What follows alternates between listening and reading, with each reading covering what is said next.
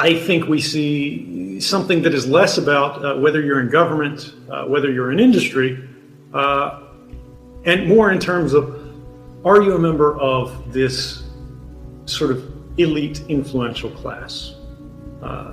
We see they don't really care nowadays at the high echelons of society about whether you're a particular religion or this, that, or the other. It's about, do you have clout, right? Do you have access to resources? Do you have access to influence? If you do, you're in. When we look at what actually happened, for those who are not familiar with the NSA's sort of programs that we saw, there is, in 2013, the CIA's CTO, a guy named Gus Hunt, who I actually had many meetings with when I worked on the CIA account for Dell, said, sort of accidentally, at a trade show, what had become the new strategy. We want to collect everything and hang on to it forever. When you think about these digital domain companies, it's not about competition with them. It's about co-opting them and indoctrinating them. And we see this quite clearly when we look at the timeline of what are called PRISM partners. These are, of course, the largest internet companies in the United States that voluntarily began providing the government with access to their customers' records beyond what the law required.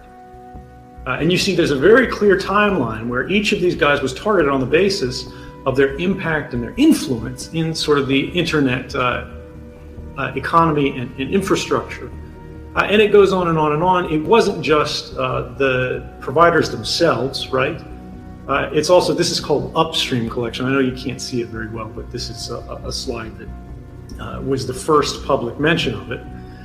Upstream communication is your communications, not just going to Facebook specifically or Google specifically, but going anywhere as it crosses internet service providers, as it crosses telecommunications companies.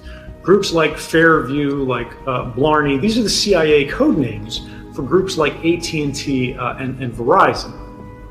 And the question is, what was sort of happening with this type of information, this type of material? Excuse me, I'm just trying to find a particular slide here. What was the usefulness of this stuff and why was it happening? In many cases, it was actually profit driven. The government said, look, we'll reimburse costs, we'll provide a new line of business, we'll shelter you from liability claims. This was the central argument in surveillance reform in 2008. It was pushed through in response to the Bush warrantless wiretapping program. AT&T had basically been unconstitutionally spying on everybody in the United States and around the world, secretly on behalf of the government, not just in the post 9/11 era, but as long as they'd existed. But that's a felony in the United States, and it also has civil penalties. So their customers could now sue them for the largest corporate damages in history. But in 2008, they got a new law called the Protect America Act, which should have been a red flag for everybody, that gave them retroactive immunity. It said for all the laws they had already broken, the government would be sure they could not be sued.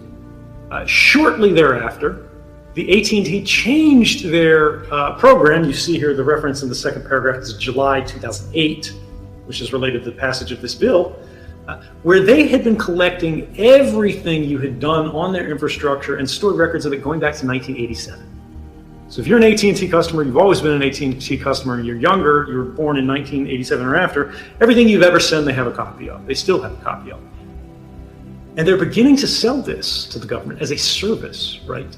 Without requiring a warrant, lower standards of sharing, simple subpoena authorities and things like that. This is getting the legalism that we don't need to drill down into. But the idea here is, it's not about competition. It's about collaboration. These guys see themselves in large part as all players on the same team for influence and control. This is not to say, that Google is specifically out to get you, but their interests are not the same as yours. That's what the Upstream agreement is about. Is look, they see this stuff transiting the internet, right? And rather than getting it at the endpoints where it's your computer or Facebook's server, right? They try to catch it as it crosses. They get somebody in the middle, right? Whether it's the ISPs, the telcos, and they all sort of play side against side, group off group to do this. There is a specific example of where NSA had lawful access, of course, through subpoena authorities, through warrants and everything else, to submit demands to these companies, where a judge signs a warrant and get anything they want, even without these new special fancy surveillance laws that don't use real courts, they use rubber stamp courts. But regardless of this, what they were doing was they were going beyond that, and they were starting to look at the links in Google's own network, right, between their data centers. So they'd have a data center in the United Kingdom, they'd have a data center in the United States, one in Hong Kong, one in Switzerland, wherever. And these links between these data centers were not encrypted, right? So rather than asking Google for information, what they would do is they would just perch on these links, and they would get it for free. They would get it under different legal authorities. They wouldn't have any restrictions. They wouldn't have to ask permission, right? And this is a dangerous thing, and a broader point. We need to end this question just so we can get to other people. But people talk about, privacy versus security, and they say that's what this is about. This is not what that's about.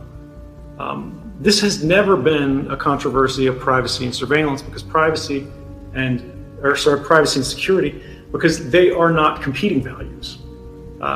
When privacy increases of a person, their security increases. If no one knows what you're up to, no one can take action against you. No one can basically make you vulnerable. When you're being watched and recorded everywhere you go, not only are you becoming less private, you are becoming less secure. What this is really about is about liberty versus surveillance, not versus security or anything else like that. Surveillance preys on vulnerability. Surveillance preys on the lack of privacy. And when we get into this and all these sort of end-run games where they don't want to go to companies unless they absolutely have to, and if they do, they'll try to get a company on board rather than fighting them, and only as a last resort will they actually actively fight the company if the company has any backbone. The idea is, what is liberty? If you ask a bunch of different people in the room, they might have different ideas. But in a large way, liberty, and what has made the American tradition so powerful and our projects so successful, is the ability to act without permission. Liberty is freedom from permission. When the government is seeking to expand its own liberties at the expense of the public's, that should be something that alarms all of us. But there's two broad types of surveillance that are in broad use today. Mass surveillance, which is what I have criticized, what I have revealed in the United States. We have the Fourth Amendment in the United States, right?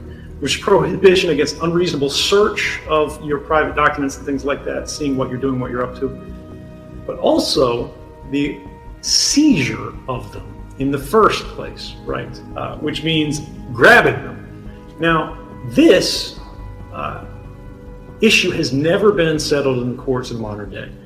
The entire reason mass surveillance is happening right now is because of a court decision that happened in 1970s in a case called Smith versus Maryland, where one guy was making harassing phone calls to one woman. She saw him drive past her house or something like that, got his license plate shortly before or after one of these calls was made, went to the police.